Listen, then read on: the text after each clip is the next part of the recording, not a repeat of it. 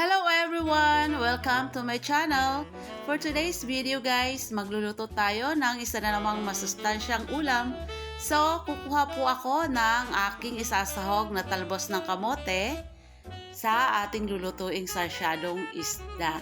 So, talbos ng kamote at kalamansi. So, kung wala po kayong tanim dyan, pwede po kayong bumili sa palengke. Marami pong nabibili sa palengke.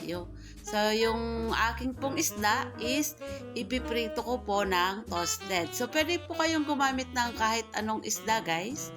Depende po sa inyo kung ano po yung inyong paborito o kung ano yung available dyan. So, kapag luto na, guys, tatanggalin lamang po natin sa mantika at babawasan po natin yung mantikang pinagprituhan natin. Kung medyo madami po yung natira, magtitira lamang po tayo ng konti para po dun sa panggisa ng sangkap.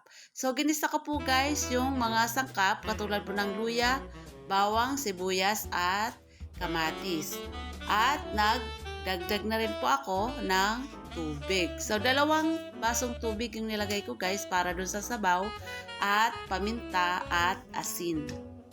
So, hintayin lamang po natin kumulo at kapag kulo na guys, ilalagay na po natin yung ating talbos ng kamote, yung ating piniritong isda, at may binati rin po akong itlog. So, halos magkakasunod po natin nilagay guys at maglalagay din po tayo ng konting asukal. Tsaka po natin ilalagay yung katas ng kalamansi. So, kung makikita nyo guys, lahat ng ingredients is masustansya. So, isang kulo lang guys, luto na yan. Ganyan po kabilis iluto yung ating sarsyadong isda para sa araw na ito. So, yun lamang po guys. Maraming salamat po sa inyong panonood.